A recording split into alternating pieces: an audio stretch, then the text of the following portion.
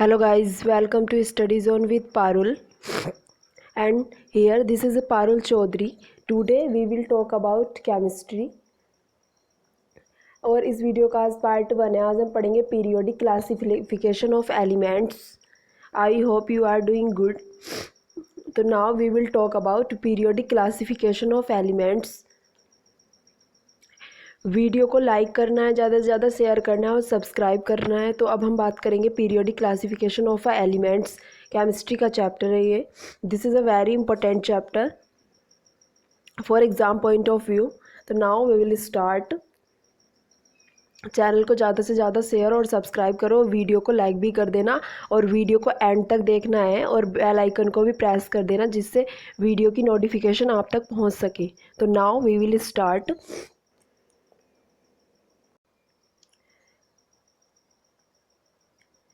Dobereiner triads. देखो क्या था कि हमारे पास क्या थी, एक पीरियोडिक टेबल है हमारे पास. आज जो मॉडर्न पीरियोडिक टेबल है जिसका हम यूज़ करते हैं, उसके लिए कई सारे साइंटिस्ट ने क्या करी है, बहुत ज़्यादा मेहनत करी है, तब जाके क्या बनी है वो पीरियोडिक टेबल क्या बनी है, मॉडर्न पीरियोडिक टेबल बनी है. और जिसका आज हम क्या करते हैं, यूज़ करते हैं, जो किस पर बेस्ड है, एटॉमिक नंबर को ध्यान में रखते हुए बनाई गई है. ठीक है, तो कहाँ से शुरुआत हुई थी. अब सबसे पहले बात करेंगे हम डोबरनियर की. ठीक है, जो साइंटिस्ट थे डोबरनियर. ठीक है, इन 1829 कुछ एलिमेंट्स थे. उन्होंने क्या करा था कि certain elements in the group of 3. ठीक है, 3 ग्रुप में थे. डोबरनियर ने कहा था इन 1829 certain elements in the group of 3 called triads. ठीक है, 3 ग्रुप में उसने एलिमेंट रखे तो उन्हें क्या कह दिया, उसने ट्रायड कहा. ठीक है, the 3 elements in a triad had similar chemical properties. देखो जो क्या थे, उसने 3 ग्रुप मतलब एक ग्रुप बनाया, उसके अंदर उसने 3 एलिमेंट रख दिए जैसे Li, Na और K. ठीक है, और कहा कि इनकी जो प्रॉपर्टीज होंगी वो क्या होंगी, सारी सिमिलर होंगी. ठीक है, बिकॉज क्योंकि यहाँ पर क्या थे, 3 एलिमेंट्स है, इसलिए इसने कहा, क्या कहा, इनको ट्रायड्स कहा. ठीक है, इनकी सिमिलर केमिकल प्रॉपर्टीज होंगी. The atomic mass of the middle element, और जो मिडल एलिमेंट का जैसे यहाँ पर Na है तो इनका जो मतलब इसका जो क्या होगा, एटॉमिक मास होगा, जो ये दोनों एलिमेंट है Li और K, जो एक्सट्रीम पे एलिमेंट्स हैं और या मतलब एंड पे है, और जो स्टार्टिंग का जो एलिमेंट है उनका जब हम मीन निकालेंगे, अर्थमेटिक मीन, तो वो क्या आएगा, अप्रोक्सीमेटली इक्वल आएगा किसके, 3 वाले के मास के इक्वल आएगा. ठीक है, जैसे हम लेते हैं Li Na K लेते हैं, तो उसने कहा था कि जो हमारा शुरू वाला और लास्ट वाला जो एलिमेंट है, जब हम इन दोनों का अर्थमेटिक मीन निकाल लेंगे तो ये किसके इक्वल आएगा, मिडल वाले के इक्वल आएगा, एटॉमिक मास के. ठीक है, और उस टाइम पे जो एलिमेंट नोन थे, पता थे, वो कितने थे, 33 एलिमेंट्स थे. ठीक है, तो डोबरनियर ने क्या कहा था, उसने 3 एलिमेंट्स का ग्रुप बनाया और उनकी क्या थी, केमिकल प्रॉपर्टीज सेम थी. ठीक है, तीनों की, जैसे ये ले लिया हमने, पहला ये लिया, दूसरा ये लिया, तीसरा ये लिया, तो इनकी जो क्या थी, केमिकल प्रॉपर्टीज सेम थी, तो इन्हें एक ग्रुप में रख दिया. फिर नेक्स्ट 3 को एक में रख दिया, फिर नेक्स्ट 3 को एक में रख दिया, एंड सो ऑन. ऐसी प्रोसेस आगे चलता रहा. और फिर क्या हुआ, फिर उसने कहा कि जो मतलब फर्स्ट वाला है और लास्ट वाला है, उनका जो एटॉमिक मास का मीन होगा वो थर्ड वाले के क्या होगा, इक्वल होगा. ठीक है, मतलब मिडल वाले का. ठीक है, मिडल वाले के इक्वल होगा. ये क्या था, डोबरनियर ट्रायड्स था. ठीक है, और 1829 में ये इसने क्या करा था, ये इसने रूल मतलब बनाया था या डिस्कवर किया था इस रूल को. ठीक है, डोबरनियर ट्रायड्स इसे बोला गया था क्योंकि इसके जो साइंटिस्ट थे वो कौन थे, डोबरनियर थे. ठीक है, और उस टाइम पे हमें कितने एलिमेंट्स गिवन थे, केवल 33 एलिमेंट्स गिवन थे. और आज जो गिवन है हमें कितने एलिमेंट्स गिवन है, 118th एलिमेंट्स हमें गिवन है. 118th एलिमेंट्स हमें गिवन है आज. ठीक है, तो उस टाइम पे 1829 में 33 एलिमेंट्स जो थे वो पता थे हमें. देखो यहाँ पे देखो Li है हमारे पास, इसने क्या बनाया, ग्रुप बनाया Li का. Li होता है लिथियम, Na सोडियम पोटेशियम का ग्रुप बनाया और इसने क्या करा, 6.9 किसका होता है, लिथियम का एटॉमिक मास होता है, पोटेशियम का होता है हमारा 39। तो उसने जब इनका मीन निकाला तो ये क्या होता है, अप्रोक्सीमेटली इक्वल आया था मिडल वाले के। ठीक है, अब कैल्शियम का भी ऐसी था, स्ट्रोंटियम का भी ऐसी था और बेरियम का भी ऐसे ही था। ठीक है, अप्रोक्सीमेटली इक्वल आया, क्लोरीन का भी, ब्रोमीन का, आयोडीन का। ठीक है, ठीक है, यहाँ तक तो क्या था, ये जब यहाँ तक मीन निकाला गया तो यहाँ तक तो अप्रोक्सीमेटली इक्वल आया, लेकिन जब इससे आगे उसने 3 स्लॉट में जब एलिमेंट्स को रखा और उनका मीन निकाला तो अप्रोक्सीमेटली इक्वल नहीं आया। तो इसका लो यहाँ पे ट्रायड्स काम नहीं किया। ठीक है, नाउ देखो आगे, अब इसकी लिमिटेशंस भी हैं। ठीक है, हाँ, इसकी लिमिटेशंस यही थी कि इसने क्या कर दिया, केमिकल प्रॉपर्टीज़ के हिसाब से अरेंज कर दिया। ठीक है, और इसने मतलब जो लाई करा, ये 3 तक ही लाई करा, मतलब कि लिथियम, सोडियम और पोटेशियम तक इसको लाई किया। ठीक है, मतलब पॉइंट का थोड़ा बहुत चल जाता है अप्रोक्सीमेट में, तो Li का, सोडियम का और पोटेशियम का था। ठीक है, मीन सही आया, अप्रोक्सीमेट में आया, यहाँ तक भी मतलब सही आया। जो यहाँ तक था कैल्शियम, स्ट्रोंटियम और बेरियम तक भी इसका मीन सही आया। क्लोरीन, ब्रोमीन, आयोडीन तक का भी थोड़ा बहुत मतलब आ गया अप्रोक्सीमेट। लेकिन जब आगे एलिमेंट्स का निकाला और एलिमेंट्स का निकाला तो उनका मीन क्या नहीं आया, वो सही नहीं आया। ठीक है, वो अप्रोक्सीमेटली इक्वल नहीं आया। ठीक है, तो ये क्या थी, इसकी लिमिटेशंस थी। ठीक है, डॉबर्नियर की। ये लो क्या हो गया यहाँ पे, फेल हो गया इसका, क्योंकि इसने बोला था कि जो हमारा फर्स्ट वाला और लास्ट वाला एलिमेंट के मीन का जो मास है, सॉरी मास का जो मीन है वो क्या आएगा, मिडल वाले के इक्वल आएगा। तो ये जो 3 ग्रुप इसने बनाए थे, इन पे तो क्या करा, वो काम किया, लेकिन जो आगे के एलिमेंट्स थे उनका क्या नहीं आया, मीन इक्वल नहीं आया। ठीक है, अप्रोक्सीमेट में इक्वल नहीं आया। अप्रोक्सीमेट का मतलब होता है कि 0.5 आगे या 0.5 पीछे, लेकिन वो बहुत बड़ा आया या बहुत छोटा आया, तो वहाँ पे ये काम नहीं किया ट्रायड्स, इसलिए क्या हो गया, इसका ये लो भी फेल हो गया। अब आगे आते हैं हम न्यूलैंड्स लॉ ऑफ ऑक्टेव। ठीक है, न्यूलैंड्स लॉ ऑफ ऑक्टेव्स, ये क्या थे, ये एक अच्छे म्यूजिशियन भी थे। न्यूलैंड्स जो थे ये एक अच्छे म्यूजिशियन भी थे और एक इंग्लिश केमिस्ट भी थे। ठीक है, इन 1864 में जो जॉन न्यूलैंड थे उन्होंने क्या करा, उन्होंने मतलब क्या करा, एक ऑक्टेव, लॉ ऑफ ऑक्टेव बनाया। ठीक है, वो म्यूजिशियन थे तो उन्होंने म्यूजिक के आधार पर क्या बनाया, एक लॉ बनाया। क्योंकि हम अगर म्यूजिक की बात करें, म्यूजिक में भी कितने आते हैं, 8 ही क्या आते हैं, 8 ही अक्षर आते हैं, जैसे कि सा, रे, गा, मा, पा, दा, नी। ठीक है, तो इसने क्या बनाया, लॉ ऑफ ऑक्टेव बनाया केमिस्ट्री के अंदर, क्योंकि बिकॉज ऑफ ये क्या थे कि एक अच्छे केमिस्ट भी थे और एक अच्छे म्यूजिशियन भी थे, तो इन्होंने केमिस्ट्री को अपने किससे जोड़ दिया, अपने म्यूजिक के साथ जोड़ दिया इनको। ठीक है, देखो, the properties of each element resemble those of a earth element. ठीक है, दोज ऑफ, सॉरी यहाँ पे 8th आएगा, those of the 8th element before it and of 8th element following it, in other words। देखो other words में हम क्या कह सकते हैं कि he found that the properties of element were repeated at every 8th element like the 8th note of an octave in music। ठीक है, इसने कहा था कि जो मतलब हमारे 8th एलिमेंट्स हैं, जो हमारे 8 एलिमेंट्स हैं, देखो आगे मैं बताती हूँ, यहाँ पे देखो कि जो हमारे 8th एलिमेंट्स हैं, HLI BE BCNOF। ठीक है, यहाँ पे ये फर्स्ट से स्टार्ट होगा, 1 2 3 4 5 6 7 8।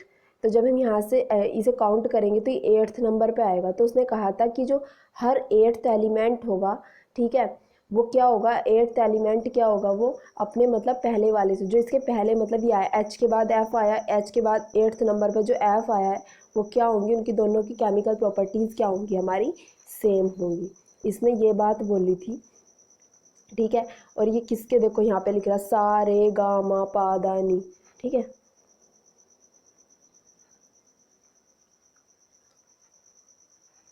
ठीक है, सा रे गा मा। तो क्या करा, हर एट्थ एलिमेंट जो होगा उसकी क्या होगी, मतलब जो उसके पहले जो एट्थ मतलब जो एट्थ एलिमेंट है उसके पहले जो मतलब जो भी एलिमेंट आया है उन दोनों की प्रॉपर्टी क्या होगी, सेम होगी, मतलब रिपीट होगी वो हर एट्थ एलिमेंट के बाद।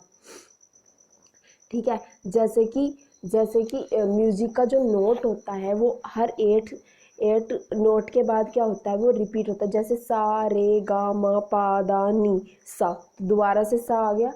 वैसे ही इसने क्या बोला था कि जैसे एल आई है, एल आई के बाद एट्थ नंबर पे एफ आता है, तो एल आई की और एफ की क्या हो जाएंगी, प्रॉपर्टी सेम हो जाएंगी। ठीक है, तो इसने ये कहा था और इसने, ठीक है, ये इसने बात बोली थी, ये याद रखना है। और इसने क्या मतलब कि क्या रखा था, एलिमेंट्स को इंक्रीजिंग मास ऑर्डर में रखा था। ठीक है, कि क्या हो जाएगा, इनका मास जो हो जाएगा इधर को इंक्रीज होता चला जाएगा। ठीक है, जैसे कि इसका क्या हो गया, 1 हो गया, फिर आगे ऐसे 1 2 3 4 5 6 7। ठीक है, इसने ऐसे ही चार्ट बनाया था कि इंक्रीजिंग ऑर्डर ऐसे होगा मास का, 1 2 3 4 5, है ना। ये क्या हो गया, इंक्रीजिंग ऑर्डर हो गया मास का।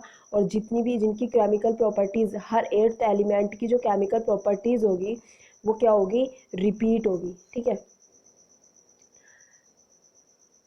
इसने ये बताया था ऑक्टेव लॉ में। और क्या था कि हर एट्थ के बाद आ रहा है, तो इसे क्या कहा गया था, न्यूलैंड ने क्या कहा था, न्यूलैंड का ऑक्टेव लॉ कहा था। ठीक है, अब ये बात याद रखनी है। ठीक है, इसने ये बात बोली थी यहाँ पे कि the properties of each element resembled those of element before it and of the eighth element following it. ठीक है, कि जो एट्थ एलिमेंट की जो प्रॉपर्टी होगी और जो पहला एट्थ से पहला जो एलिमेंट आया है ना,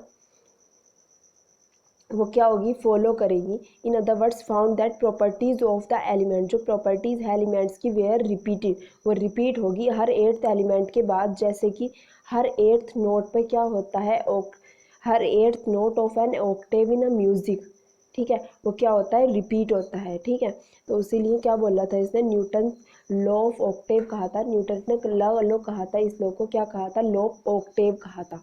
ठीक है, लेकिन न्यूलैंड की जो क्लासिफिकेशन थी वो अच्छे से वर्क नहीं करी। न्यूलैंड ने क्या कहा था कि जब न्यूलैंड का 1864 की अगर बात करें तो उस टाइम पे कितने एलिमेंट्स हमें गिवन थे, 56 एलिमेंट हमें नोन थे न्यूलैंड के टाइम पर। ठीक है, और डोबर्नियर के टाइम पर हमें 33 एलिमेंट्स नोन थे। तो उसने कहा था न्यूलैंड ने कि फ्यूचर में उसने बहुत बड़ी एक बात कह दी थी कि फ्यूचर में केवल 56 एलिमेंट ही मौजूद रहेंगे, कोई भी एलिमेंट डिस्कवर्ड नहीं होएगा। ठीक है, न्यूलैंड ने ये बात बोली थी। तो ये क्या होगी, उसकी एक लिमिटेशन होगी, क्योंकि फर्दर एलिमेंट डिस्कवर हुए। आज 118 एलिमेंट मौजूद हैं। ठीक है, लेकिन उसने बोला था कि क्या रहेंगे, केवल 56 एलिमेंट ही मौजूद रहेंगे। लेकिन आज 118 एलिमेंट्स हमारे पास हैं, मौजूद है हमारी पीरियोडिक टेबल में। ठीक है, और क्या था कि इसमें इसकी कुछ लिमिटेशंस ये थी कि इसने क्या कर दिया था, सिमिलर एटम्स को जो मतलब सिमिलर एटम्स थे उन्हें क्या कर दिया था, सेपरेट कर दिया था। ठीक है, और एक के अंदर ही क्या रख दिया था, 2 एटम को रख दिया था। जैसे यहाँ पे देखो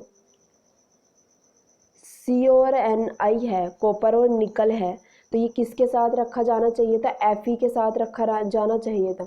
इसने किसके साथ रख दिया, इसकी मतलब इसने कहा था कि हर एट्थ एलिमेंट के पास क्या होगी, प्रॉपर्टी सेम होगी। लेकिन क्लोरीन की प्रॉपर्टी तो अलग होती है, कोबाल्ट और निकल से, ये तो क्या है, मेटल है, तो ये एफ ई के साथ आना चाहिए था। तो इसने क्या कहाँ पे रख दिया, इसे फ्लोरीन और क्लोरीन के साथ रख दिया। ठीक है, तो ये जो प्रॉपर्टी थी इसकी कहाँ तक लाई करी, केवल कैल्शियम तक लाई करी, कि हर एट्थ एलिमेंट क्या होगा, हर एट्थ एलिमेंट के बाद प्रॉपर्टी रिपीट होगी। तो ये कैल्शियम तक काम करी थी, आगे ये काम करना बंद कर दिया इसने। सी और एन आई को इसने सी एल के साथ रख दिया, क्लोरीन के साथ रख दिया, तो यहीं पे ये क्या हो गया, गलत हो गया।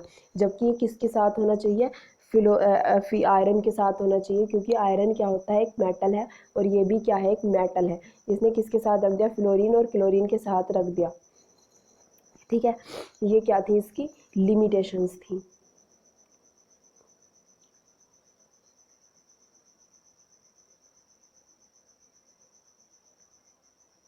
और एफी को कहाँ पे रख दिया, एफी को बेचारे को यहाँ पे अकेले को रख दिया।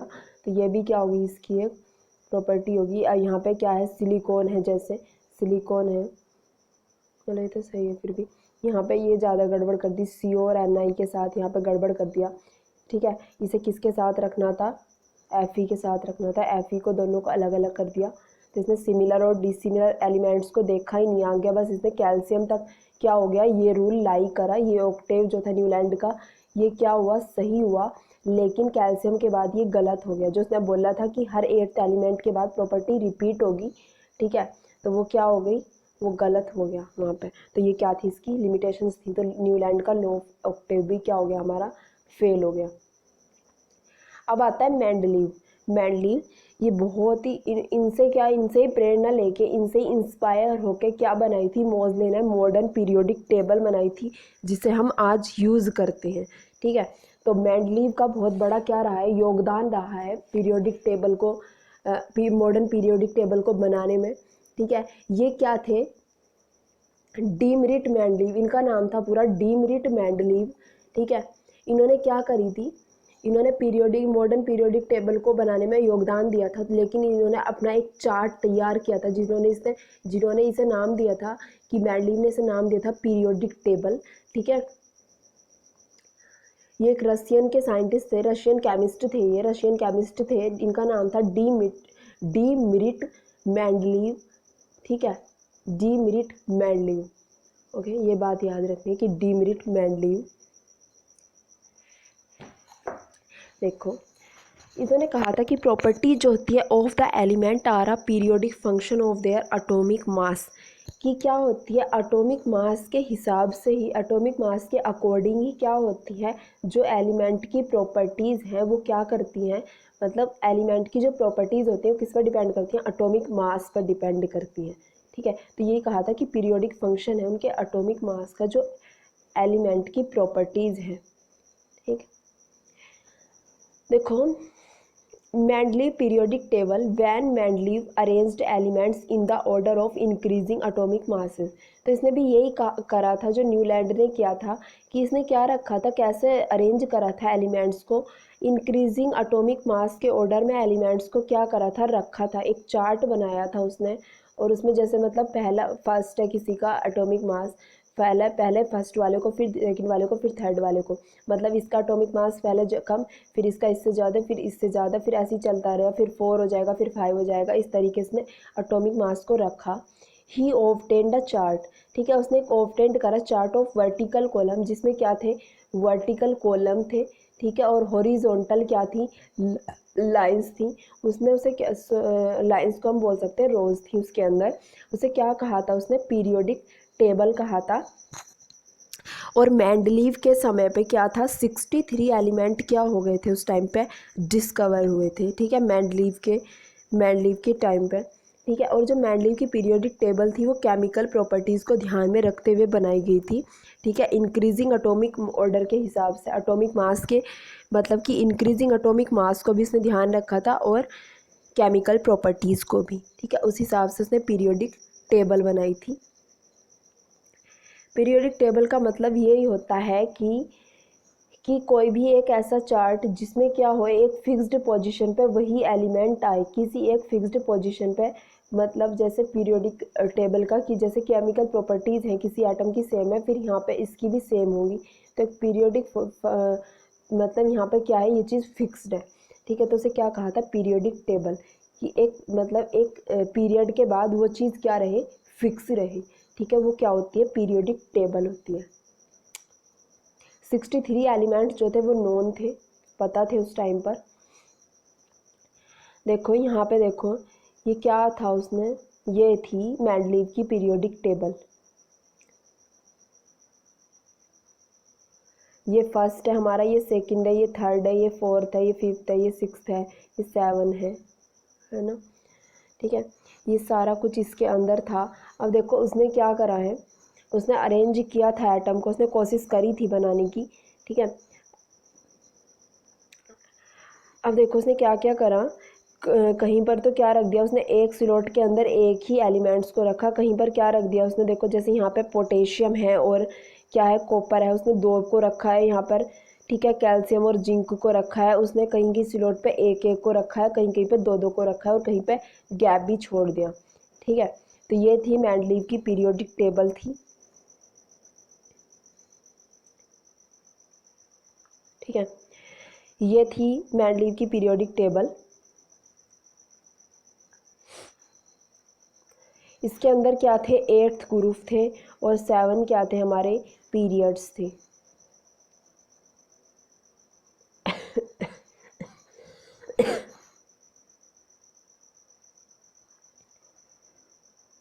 देखो एसेंशियल फीचर्स क्या क्या थे मेंडलीव की पीरियोडिक टेबल के, जो वर्टिकल कॉलम्स थे were called groups and horizontal rows को क्या बोला उसने, पीरियड्स बोला।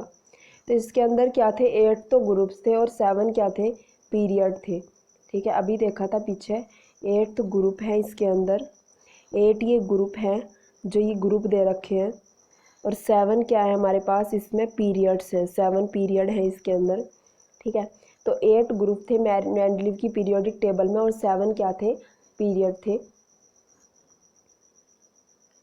The group valency is equal to the group number for 8 group number, जो क्या थी, जो मतलब क्या थी, ग्रुप वैलेंसी थी वो क्या थी, इक्वल थी group number for 8 group number. जो वैलेंसी थी मतलब जो ग्रुप वैलेंसी थी वो इक्वल थी, मतलब जो ग्रुप में मतलब जितने भी एटम्स थे, मतलब एक एटम्स जो यह एक ग्रुप था, ये पूरा एक ग्रुप था इसमें, तो इनकी क्या थी, वैलेंसी क्या थी, सबकी सेम थी। ठीक है, जो एक ग्रुप के अंदर एटम्स थे उनकी क्या थी, वैलेंसी सेम थी। ठीक है, the properties of elements changed gradually in any period while going from left to right. तो हम पीरियड में देखो, जब हम पीरियड की बात करेंगे तो हम ऐसे जाएंगे। ठीक है, ऐसे करके जाएंगे पीरियड के अंदर। तो इसमें क्या था कि जो इसकी प्रॉपर्टीज़ थी वो कैसे मतलब कैसे वो हो रही थी, डिफरेंट थी। जब हम क्या जाते हैं पीरियड के अंदर, लेफ़्ट टू राइट जाते हैं, तो ये हमारा लेफ़्ट है, जब लेफ़्ट से राइट जाएंगे तो उसकी प्रॉपर्टीज़ क्या हो रही थी, वो डिफरेंट हो रही थी। ठीक है, चेंज हो रही थी ग्रेजुअली, जब हम क्या जा रहे थे, लेफ़्ट टू राइट जा रहे थे पीरियड में, तो उसकी प्रॉपर्टी क्या हो रही थी, चेंज हो रही थी। और जब हम ग्रुप की बात करें, जब हम ग्रुप में जा रहे थे तो इनकी प्रॉपर्टी क्या थी, हर एलिमेंट की प्रॉपर्टी क्या थी, वो सेम थी। ठीक है, मेंडलीव की पीरियोडिक टेबल के अंदर, Mendeleev periodic table had certain gaps. Mendeleev की पीरियोडिक टेबल के अंदर कहीं कहीं पे गैप भी है। ठीक है, देखना ध्यान से कि मेंडलीव की जो पीरियोडिक टेबल है इसके अंदर क्या है, कहीं कहीं पे गैप है। देखो जैसे यहाँ पे गैप दे रखा है, या तो क्या मतलब दो, मतलब जो ये स्लॉट बना रखे एक एक मतलब दो दो एलिमेंट है एक एक स्लॉट के अंदर, तो वहाँ पे या तो गैप है, या फिर जिनके अंदर एक एक एलिमेंट है वहाँ पे गैप है, जैसे यहाँ पे गैप है। ठीक है, तो ये गैप है, यहाँ पे गैप है। ठीक है, ये गैप है। तो ये क्या हुए थे, बाद में उसने बोला था कि जो बाद में एलिमेंट डिस्कवर होते रहेंगे वो यहाँ पे क्या होते रहेंगे, आते रहेंगे, वो यहाँ पे मतलब सेटल हो जाएंगे, जो भी एलिमेंट आगे आएंगे। और उसे क्या था, उसे ऐसी उसने भविष्यवाणी करी थी कि जो भी एलिमेंट आएगा उनकी जो प्रॉपर्टी होगी, जो वहाँ पे सेटल होंगे, उनकी केमिकल प्रॉपर्टीज़ क्या होंगी, सेम होंगी। ठीक है, उसे ये पता था, अंदर से उसके फीलिंग्स आई थी कि जो मतलब इनकी जो प्रॉपर्टी, उसे या फिर पता था पहले से कि जो भी एलिमेंट, उसने ये नहीं बोला था कि इतने ही एलिमेंट मौजूद रहेंगे, उसने बोला था कि एलिमेंट आगे भी डिस्कवर होंगे, और जो इनकी प्रॉपर्टीज़ है एलिमेंट्स की वो क्या रहेगी, सेम रहेगी। मतलब जो जहाँ पे गैप छोड़ा है, जहाँ पे गैप है, उनकी जो प्रॉपर्टीज़ हैं, जैसे यहाँ पे CO है तो उसने इसके नीचे मान लिया गैप छोड़ दिया, तो उसने कहा था कि इसकी प्रॉपर्टीज़ क्या होगी CO की, मतलब जो यहाँ पे गैप वाले जो एलिमेंट डिस्कवर होगा उसकी जो प्रॉपर्टी होगी वो CO की प्रॉपर्टी के सेम होगी। ठीक है, तो उसने ये पहले ही बोल दिया था कि प्रॉपर्टी क्या होंगी, उनकी सेम होंगी उस ग्रुप के एलिमेंट के साथ ही, मतलब है ना। और उसने क्या देखो, उन्हें नाम भी दे दिया था, क्या क्या नाम दिया था, ए का बोरोन, ए का एल्यूमिनियम, ए का सिलिकॉन, ए का मैग्नीज, ए का टैंटेलम। ठीक है, तो उसने इसलिए नाम दिया था कि जो बोरोन के नीचे जो जगह खाली है, बोरोन के नीचे जो जगह खाली है तो उसने क्या नाम दे दिया, सब एका बोरोन, या फिर क्या एल्यूमिनियम के जो जगह खाली थी उसे क्या दे दिया था, एका सिलिकॉन। तो फिर जो मतलब बोरोन के साथ वाली जगह खाली थी उसकी जो प्रॉपर्टी होती, केमिकल प्रॉपर्टी होती, वो बोरोन के जैसी होगी, उसे ये पता था। या फिर जो एल्यूमिनियम के नीचे जो उसने एका एल्यूमिनियम नाम दिया है, उसकी जो प्रॉपर्टी होगी बिल्कुल एल्यूमिनियम के जैसी होगी, ठीक है। तो उसे ये चीज़ क्या थी, पता थी, ये प्रेडिक्ट था उस बारे में, ठीक है, उसने भविष्यवाणी कर दी थी इस बारे में।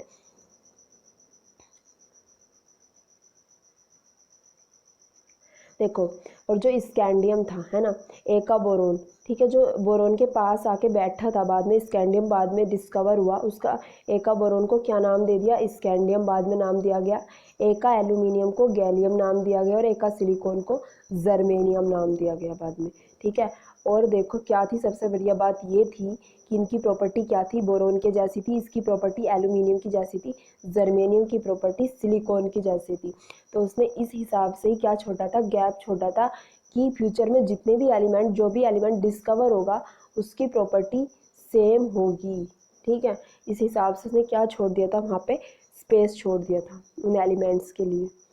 और क्या हुआ था कि नोबल गैसेस क्या थी, जब तक फाइंड आउट नहीं हुई थी, तो उसने क्या, देखो जो उसका चार्ट था, इसके अंदर तो सारे क्या थे, एलिमेंट थे। तो नोबल गैसेस जो फाइंड आउट हुई बाद में, उनका जो मतलब एटॉमिक मास था, तो उनका एटॉमिक मास क्या था, उनसे मतलब इंक्रीजिंग ऑर्डर में था, तो उनका एटॉमिक मास भी उसके चार्ट के हिसाब से ही क्या हुआ, बैठा।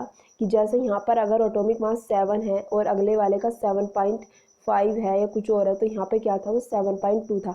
तो इसके तो बाद आया और इसके पहले आया, तो यहाँ पे क्या हो गया, ये भी सही तरीके से क्या हुई, बाद में बनी।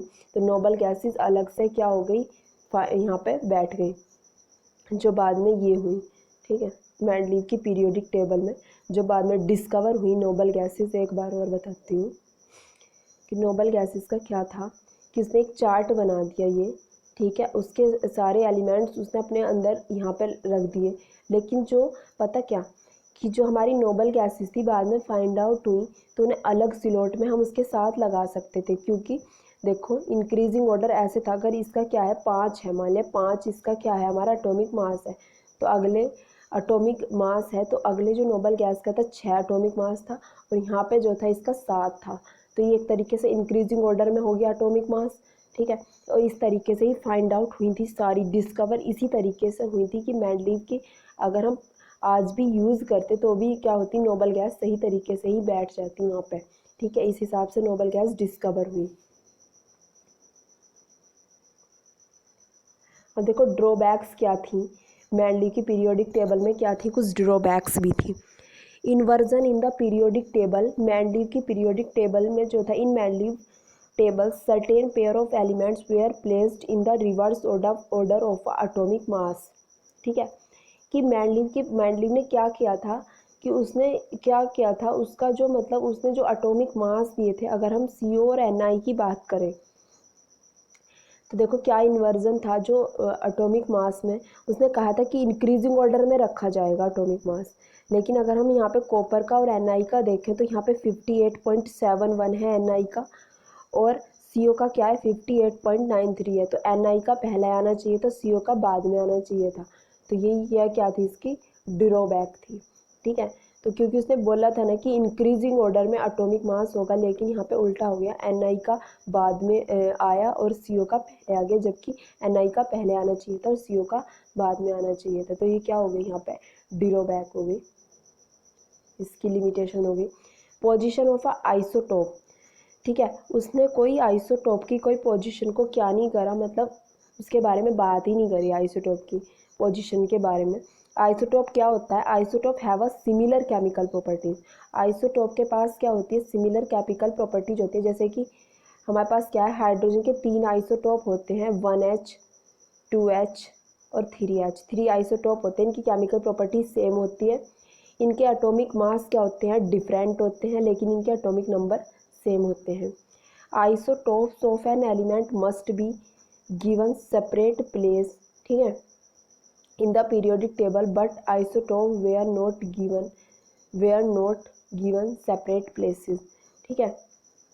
कि क्या होना चाहिए, जो एलिमेंट के जो आइसोटोप है उनका क्या होना चाहिए, सेपरेट प्लेस हो पीरियोडिक टेबल पर, लेकिन क्या नहीं था, वो नहीं था आइसोटॉप्स का एक सेपरेट प्लेस नहीं था।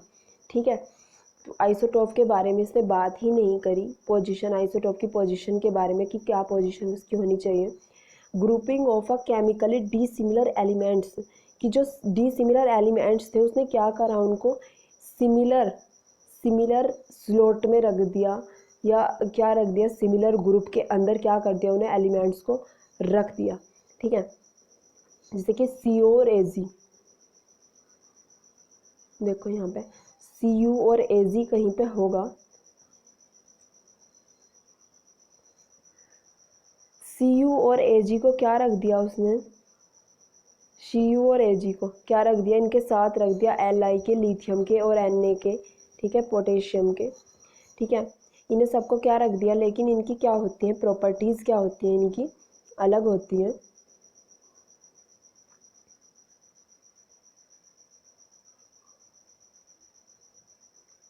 ठीक है, इसने क्या कर दिया, certain elements which appear to be chemically similar, जो कि केमिकली सिमिलर हैं, have been in a separate group.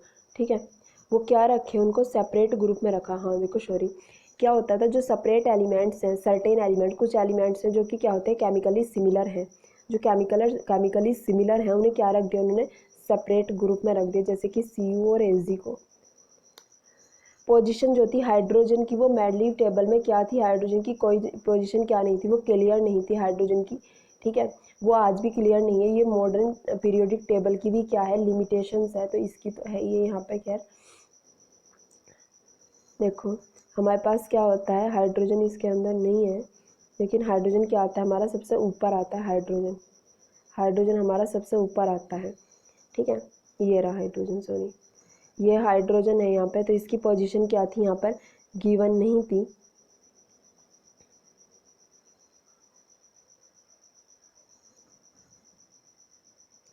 ठीक है, हाँ देखो AG, CU कहाँ पे रखा है, CU हमारा कहाँ पे रखा है, इन्होंने CU की बात करें अगर हम,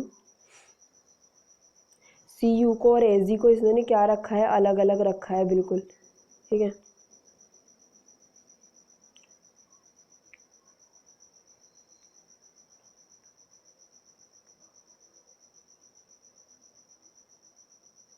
देखो एक मिनट, CU और AG का देखो, इनकी जो क्या होती है, इनकी जो मतलब क्या होता है, इन्हें इसने क्या कर दिया,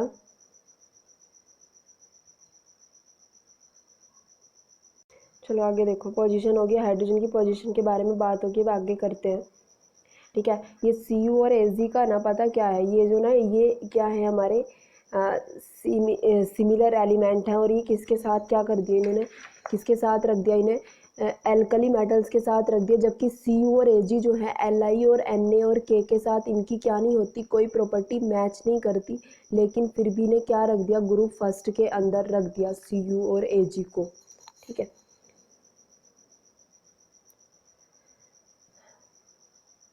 ठीक है,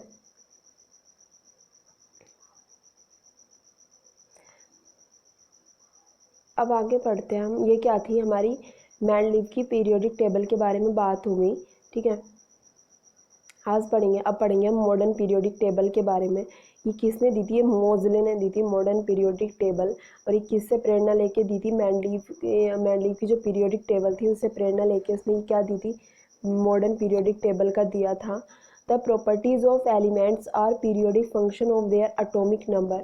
ठीक है, तो प्रॉपर्टी जो होती है एलिमेंट्स की वो क्या होती है, इसने ये जो पीरियोडिक टेबल बनाई थी इसने एटॉमिक नंबर के बेस पर बनाई थी, और जो बाकी तो उन्होंने एटॉमिक मास के बेसिस पर बनाई थी, इसने बताई थी एटॉमिक नंबर के बेसिस पर।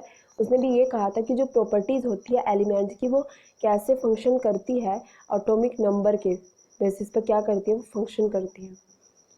फंक्शन जो होता है एटॉमिक नंबर के कारण होता है। प्रॉपर्टीज जो होती हैं एलिमेंट्स की आर पीरियोडिक फंक्शन, वो पीरियोडिक फंक्शन है उनके एटॉमिक नंबर का। तो atomic number prove better basis of classification. उसने कहा था कि एटॉमिक नंबर से हम क्या कर सकते हैं, एलिमेंट्स को ज़्यादा अच्छे तरीके से क्लासीफाई कर सकते हैं। तो inversion in Mendeleev table, the anomaly of having the element of a higher atomic mass element before the element the lower atomic mass, easy removed because the element having higher atomic mass have the lower atomic number। कि क्या होता है, atomic mass क्या होता है, ज़्यादा होता है, लेकिन एटॉमिक नंबर क्या होता है, कम होता है। तो हम इजीली क्या कर सकते हैं, उसको क्लासीफाई कर सकते हैं। ठीक है, तो क्या कहा था उसने, the anomaly of the having element of a higher atomic mass element before the element. ठीक है, the atomic mass easy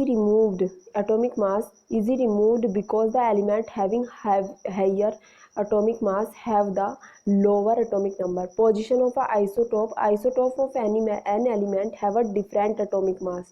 कि क्या होता है, जो आइसोटोप का क्या होता है, डिफरेंट एटॉमिक मास होता है, लेकिन उनका एटॉमिक नंबर से होता है, इसलिए हम क्या कर सकते हैं, उनका अलग मतलब उनका प्लेस क्या कर सकते हैं, आराम से रख सकते हैं।